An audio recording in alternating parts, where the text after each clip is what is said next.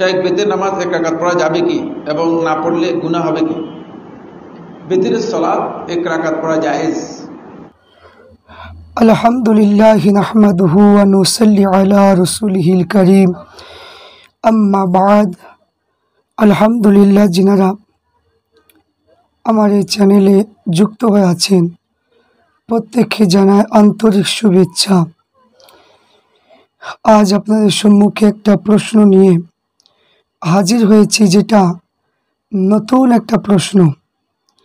যে প্রশ্নটা শুনলে সবাই অবাক হয়ে যাবেন, সেটা হলো আমরা আগে থেকে বেতের নামাজ আমরা পড়ি 3 রাকাত, আর এখন বলছে যে নবাব হাসান সিদ্দিকীর বইয়ে লেখা আছে জরুরি মাসাইল বুরহানুল হক, এই কিতাবের মধ্যে দিয়েছে, তারা লিখেছে যে আপনার বেতের নামাজ হচ্ছে 1 রাকাত।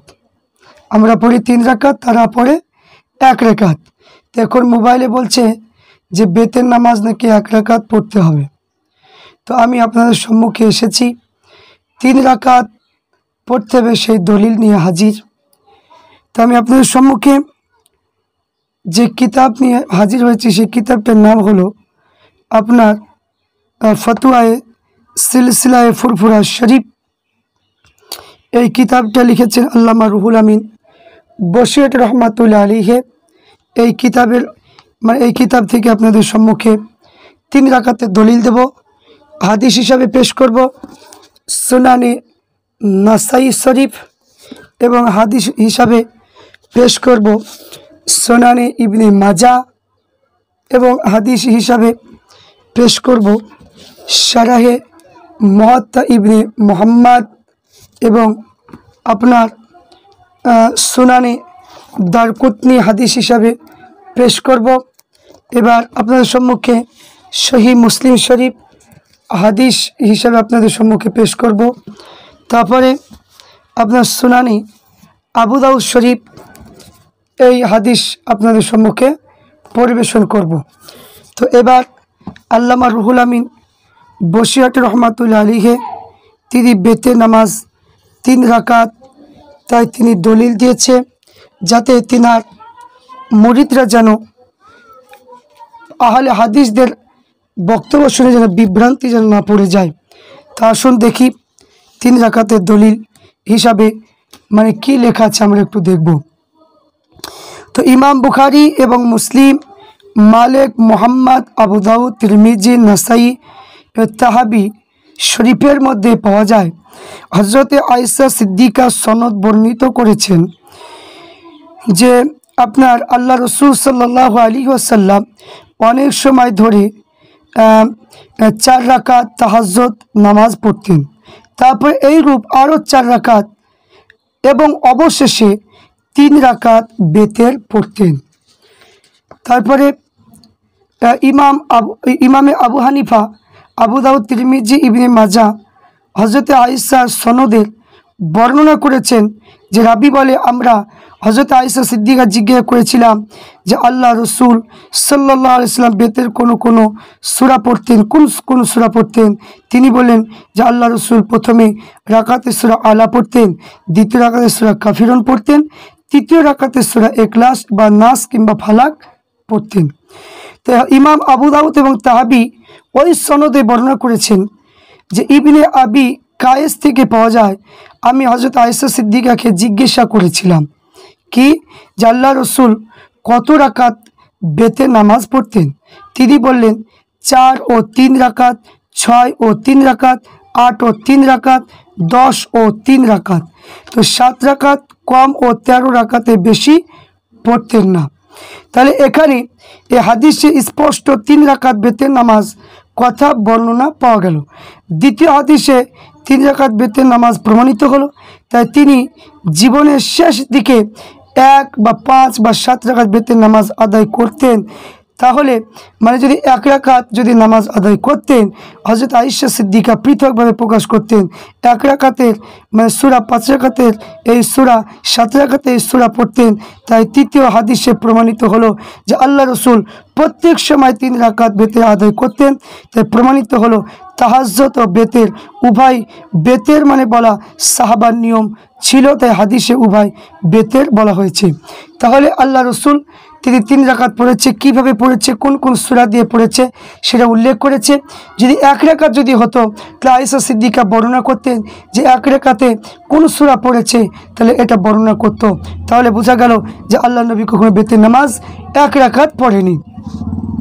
তারপরে ইমাম তিরমিজি, ইবনে মাজা, ইবনে আবি শাইবা, আবু হানিফা, তাহাবি হজরতে ইবনে আব্বাসের সনদে আল্লাহ রসুল 3 রাকাত আপনার বেতের নামাজ পড়া হাদিস বর্ণনা করেছে। ইমাম নাসাই মানে 6টা হাদিস বর্ণনা করেছে। আর ইমাম তিরমিজি, ইমাম আবু হানিফা হজরতে আলী থেকে 3 রাকাত বেতের নামাজের হাদিস বর্ণনা করেছে। ইমাম তাহাবি হজরতে ইমরান থেকে 3 রাকাত বেতের নামাজ হাদিস বর্ণনা করেছে। ইমাম ইবনে মাজা উভয় থেকে 3টি রাকাত বেতের নামাজের একটা হাদিস। ইমাম নাসাই 5টা হাদিস বর্ণনা করেছে। তাহলে একে ইমাম নাসাই আব্দুর রহমান 3 রাকাত বেতের নামাজের 10টা হাদিস বর্ণনা করেছে। ইমামে আবু হানিফা রহমাতুল্লাহ আলাইহি হজরতে ইবনে মাসউদ থেকে মানে বিষয়ে একটা হাদিস বর্ণনা করেছে। তাহলে 3 রাকাত বেতের নামাজ মানে পড়ার জন্য মানে হাদিসে মানে কত কত মানে কি হাদিস বর্ণনা করেছে সেই সম্পর্কে পাওয়া গেল। তাহলে এখানে আহলে হাদিসরা যে 1 রাকাতে যে দলিল দেয় তারা কোন বইয়ে পেয়েছে? তাদের মানে লেখা বই, তাদের মৌলভী হলো আব্বাস আলী, তার যে লেখা বই আপনার মাসাইল জরুরিয়া এই কিতাব পড়বেন। পৃষ্ঠা নম্বর বলে দিচ্ছি 105, 106। মৌলভী জাফর আলী সাহেব বুরহানুল হক 20, 21, 22, 23 পৃষ্ঠা লেখা আছে। তো তারা হাদিস অনুযায়ী লিখেছে 1, 3, 5, 7, 9 রাকাত বেতের নামাজ পড়া জায়েজ আছে, ওই দুটো বই লিখেছে। তারপরে 9 রাকাত পড়তে গেলে কেবল অষ্টম ও নবম 2 রাকাত দুবার আত্তাহিয়াত পড়তে হবে, আর দ্বিতীয়, চতুর্থ, ষষ্ঠ রাকাতে আত্তাহিয়াত পড়ার বসতে হবে না। তা এই 9 রাকাতে 1 সালাম পড়তে হবে, এই বলে তারা লিখেছে। তাহলে 7 রাকাতে 1 সালাম পড়তে গেলে তাহলে ষষ্ঠ ও সপ্তম রাকাতে বসতে আত্তাহিয়াত পড়তে হবে। 5 রাকাতে 1 সালাম পড়তে গেলে কেবল শেষ রাকাতে বসতে আত্তাহিয়াত পড়বে, এই বলে তারা কিতাবে লিখেছে। আর সেইগুলো এখনকার আলেমরা তাদের বই পড়ে এখন ফেতনা চলছে যে নাকি যে মানে বেতের নামাজ 1 রাকাত।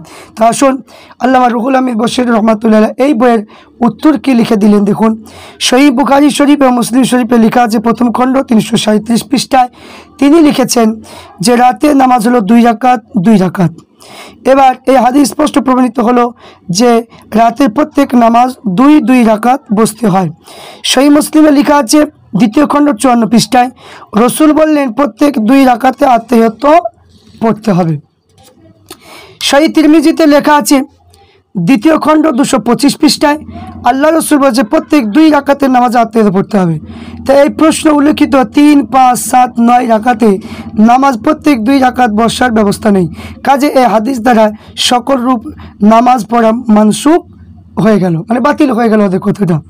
তাহলে মাআনিল আসার 174 পৃষ্ঠায় লিখেছে ইমাম তাহাবি লিখেছেন যে আপনার ইসলামী প্রাথমিককালে সাহাবাগণ বেজোড় মানে যে কয় রাকাত বেতের পড়তে ইচ্ছা করতেন তাদের পক্ষে সেটা জায়েজ ছিল, কারণ কোনো মানে বাধা ধরা নিয়ম সংখ্যাতে ছিল না, কেবল বেজোড় নামাজ পড়লে হতো। তাই রসুলের উম্মতের পরে এই নিয়মিত মানে রাকাতগুলো সংখ্যা বিপরীত ইজমা মানে করে নিলেন। তাই সাহাবা তাবিঈনগণ প্রত্যেক দল নির্দিষ্ট করে এক প্রকার বেতের পড়তে লাগলেন। তাই বিপরীত অন্য প্রকার নামাজ পড়া নাজায়েজ মনে করতেন। তাই এই ইজমা দ্বারা প্রমাণিত হলো বেতের পড়া মানে উল্লেখিত প্রকার বেতের পড়াগুলো মানসুখ হয়েছে। তাই আল্লাহ তাআলা সমস্ত উম্মতকে গোমরা করবেন না। তাহলে এখানে বোঝা গেল তাদের মানে কথাগুলো কি হলো, মানে কি সব বাতিল হয়ে গেল। যে আপনার তারপরে উমদাদুল কারিতে লেখা আছে 3য় খণ্ড 405 পৃষ্ঠায় লিখেছে যে এই সময় নির্দিষ্ট হওয়ার পূর্বে প্রশ্নে উল্লেখিত প্রকার বেতের নামাজ পড়া হতো, তারপরে এটা মানসুখ হয়েছে। ইমাম তাহাবি তিনি লিখেছেন যে আপনার ইমাম তাহাবি লিখেছে হজরত আনাস থেকে পাওয়া যায় বেতের 3 রাকাত 3 রাকাত বেতের পড়তেন। মানিল আসার 164 পৃষ্ঠায়, মুহাত্তা মোহাম্মদ 146 পৃষ্ঠা এই হজরত ইবনে মাসউদ বলেছেন যে বেতের মাগরিবের ন্যায় 3 রাকাত। তারপরে মুহাত্তা মোহাম্মদ 146 পৃষ্ঠা লিখেছে হজরত ইবনে আব্বাস বলেছে বেতে মাগরিবের নামাজের ন্যায় 3 রাকাত। মুহাত্তা মানে কি মোহাম্মদ 146 পৃষ্ঠা লিখেছে হজরত ইবনে মাসউদ বলেছে 1 রাকাত বেতের কখনো জায়েজ হবে না। মানিল আসার 164 পৃষ্ঠা লিখেছে রাবি বলেছে আমি আবুল আলিয়াকে বেতের নামাজ বিষয়ে জিজ্ঞাসা করলাম, তিনি বলে আল্লাহ রসুল সাহাবাগণদেরকে নিয়ে তাবিগণকে শিক্ষা দিয়েছেন বেতে মাগরিবের নামাজের ন্যায় 3 রাকাত রাতের বেতের মাগরিবের দিনের বেতের। তারপরে আপনারা এখানে বলছে মুহাত্তা মানে মালিক মানে 44 পৃষ্ঠায় তিনি লিখেছেন যে কি ইমাম মালিক বলেছে মদিনাবাসীগণ 1 রাকাত বেতের পড়তেন না, বেতের কমপক্ষে 3 রাকাত পড়তেন। তাহলে মদিনা শরীফে আল্লাহ রসুল সাহাবাগণ জীবন কাটিয়েছে, সেখানকার লোক 1 রাকাত বেতের নাজায়েজ বলেছেন। তাহলে প্রমাণিত হলো যে 1 রাকাত বেতের হাদিস দ্বারা মানে মানসুখ হয়ে গিয়েছে। তাহলে মদিনার মানুষেরা আপনার 3 রাকাত বেতের পড়েছে, 1 রাকাত পড়েনি। এক্ষেত্রে প্রমাণিত পাওয়া গেল যে 1 রাকাত এটা পড়া চলবে না, এটা হচ্ছে বাতিল কথা। তারপরে 1 রাকাত নামাজ শুদ্ধ হতো, তবে ফজরের নামাজ 1 রাকাত কসর যদি হুকুম হতো, তাহলে 1 রাকাত বেতের নামাজ শুদ্ধ হতো যদি কসর যখন যেটা সফরে যে কসর নামাজ পড়ে তাহলে আপনার ফজরের নামাজ তাহলে 1 রাকাত হওয়ার কথা দরকার ছিল। সহিহ বুখারী শরীফ মিসরি ছাপা প্রথম খণ্ড 113 পৃষ্ঠায় লিখেছে ইমাম কাসেম মানে কি বলে যে আমি বয়স্কপ্রাপ্ত হওয়া থেকে মদিনা শরীফের সাহাবাগণকে 3 রাকাত বেতের নামাজ পড়তে দেখেছি। তারপরে মানিল আসার 164 পৃষ্ঠা লিখেছে খলিফা উমর ইবনে আব্দুল আজিজ ফকিগান ফতোয়া অনুযায়ী মদিনা শরীফে এইরূপ 3 রাকাত বেতের ব্যবস্থা স্থাপন করেছে, এর শেষ রাকাতে সালাম ফিরাতে হবে। ফাতুল কাদির এই কিতাবের মধ্যে আপনার লিখেছেন যে ইবনে আবি শাইবা ইমাম হাসান তিনি বলেছেন। তাহলে এখান থেকে আমরা বুঝতে পারলাম যে বেতের নামাজ 1 রাকাত হবে না, বেতের নামাজ হবে 3 রাকাত। তাহলে আমরা আহলে সুন্নাত আল জামাত এই জামাতের আকাবিররা যেনারা মাজহাবে ইমাম আবু হানিফার মাজহাব অনুযায়ী বেতের নামাজ 3 রাকাতের কথা হাদিস ও কোরআন অনুযায়ী ইজমা কিয়াসের অনুযায়ী আমরা 3 রাকাত পেলাম। তাহলে এই যে 1 রাকাতের কথা বলে এরা মানুষকে ধোঁকা দিতে চায়, মানুষকে প্রতারণা মানে করতে চায়, ঈমান লোটানোর জন্য মানুষের পিছনে লেগে গিয়েছে। সাধারণ মানুষ তারা বুঝে না, তাদের কথা নতুন তাদের কথা বিশ্বাস করতে চাইছে, যে পুরাতন কথাগুলো মানতে চায় না। কিন্তু পুরাতন কথাগুলো সব হাদিস কোরআন অনুযায়ী সব মানে দলিল ভিত্তিক আলোচনা করা আছে। এই নতুন যে 1 রাকাত বলছে এই 1 রাকাতের দলিল নাই। এই 1 রাকাতের মানে কথাটা আপনার মানে এখানে খণ্ডন মানে করা হয়েছে। ওরা যে 1 রাকাতের যে দলিলটা মানে দেয় সেই দলিলটা আমি আপনাদের সম্মুখে পেশ করব। সেই দলিলটা আপনাদের সম্মুখে পেশ করব। সেই দলিলটা হলো কি, যে সেই দলিলটা হলো তারা বলে যে বুখারী শরীফে বর্ণনা আছে যে মুআবিয়া 1 রাকাত বেতের পড়তেন, 1 রাকাত বেতের নামাজ পড়েছেন সেই কথা উল্লেখ করেছে, তারা দলিল দেয় বুখারী শরীফ দিয়ে। তো এখানে কেউ বলছে যে মুআবিয়া সম্বন্ধে কি বললেন, তিনি 1 রাকাত বেতে পড়েন। তো হজরতে ইবনে আব্বাস বলেন তিনি ফকি ছিলেন, ঠিক পড়তেন, কারণ এই 1 রাকাত প্রথমে 2 রাকাত যোগে 3 রাকাত বেতের পরিণত হয়েছিল। তাহলে এখানে হজরত ইবনে আব্বাস রাদিয়াল্লাহু তাআলা আনহু বললেন বেতে মাগরিবে নাই 3 রাকাত, আর হজরত ইবনে আব্বাস বলেন মুআবিয়া এই কাজকে সহি মানে সহি বলে স্বীকার মানে করেছেন। এই হাদিস মানে মর্মে 3 রাকাত বেতেরই হবে। তাহলে আবু দাউদ নাসাই ইবনে মাজা মানে হজরতে আবু আইয়ুব এই হাদিস মানসুখ প্রথম প্রমাণিত হয়েছে 5 এবং 3 রাকাত মানে 3 রাকাতে 1 আত্মহিত দ্বারা পড়া সাব্যস্ত হয়। তাই হজরত আয়েশা ফজল ইবনে উমর এই হাদিস দ্বারা মানসুখ হয়েছে। তাহলে 5 এবং 3 রাকাতে আত্মহিত দ্বারা পড়া একভাবে পড়া এটা সাব্যস্ত নয়, তাহলে এটা মানসুখ হয়ে গেছে। তাহলে এখানে মাযহাবিরা এরা বলে যে সুনানে দারকুতনি যে আহলে হাদিসরা দলিল দেয়, সুনানে দারকুতনিতে লেখা আছে যে আল্লাহ রসুল 3 রাকাত বেতের পড়ে না, 5 রাকাত পর মাগরিবের তুলো নামাজও পড়ে না।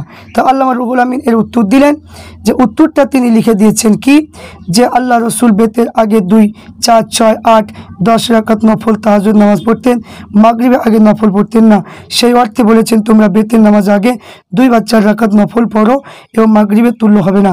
তো প্রমাণিত হলো 1 রাকাত বেতের হতে পারে না। তো তিরমিজি শরীফের মধ্যে পাওয়া যায় ইসহাক ইব্রাহিম বলেছে 13 রাকাত বেতের বললে বুঝতে হবে যে তাহাজ্জুদের নামাজে বেতের মানে 13 রাকাত, তাহাজ্জুদ কখনো কখনো বেতের বলা হয়। তাই 5 এবং 7 রাকাত বেতের মানে বুঝতে হবে বেতের 3 রাকাতে অবশিষ্ট 2 রাকাত বা 4 রাকাত তাহাজ্জুদ বা নফল ছিল। তারপরে আরও মানে কি এখানে লা মাযহাবি আহলে হাদিসরা তারা দলিল দিয়েছে কি মাসাল জরুরি 105 পৃষ্ঠায় লিখেছে, বুরহানুল হক কিতাবের মধ্যে লিখেছে যে 3 রাকাত বেতে পড়তে গেলে কেবল শেষ রাকাত বসে একবার তো পড়তে হবে, কিংবা 2 রাকাত পরে সালাম দিয়ে 3য় রাকাতে পৃথকভাবে পড়বে। এই সম্পর্কে আলোচনা আমি করব, যে তারা বলে যে 1 সালামে মানে কি পড়তে হবে, বৈঠক করা যাবে না, সেই সম্পর্কে আলোচনা করা হবে। তাহলে এখান থেকে আমরা বুঝতে পারলাম যে বেতের নামাজ 1 রাকাত নয় 3 রাকাত, তাই 3 রাকাত আমরা পড়ব, এটাই আমরা বুঝতে পারলাম। আল্লামা রুহুল আমিন হুজুর তিনি দাদা হুজুরের অনুমতি নিয়ে কিতাব লিখে মানে দাদা হুজুরের মুরিদদেরকে তিনি ঈমান বাঁচিয়েছেন। কারণ আমরা যদি তাদের কথা শুনে 1 রাকাত যদি পড়তাম তাহলে আমাদের মানে কি না মানে কি গোনা হতো, ফিতনায় জড়িয়ে যেতাম। আল্লাহ পাক সঠিকটা আমরা পেয়েছি, এই জন্য আমরা প্রত্যেক সাধারণ মানুষকে বলবো তাদের কথায় কান দেবেন না। তাই বেতের নামাজ আমরা 1 রাকাত পড়বো না, 3 রাকাত আমরা পড়বো। ইনশাআল্লাহ এই আমলটা যতদিন জীবিত থাকবে এবং আমাদের ছেলে মেয়েদেরকে ওই আমলটা করাতো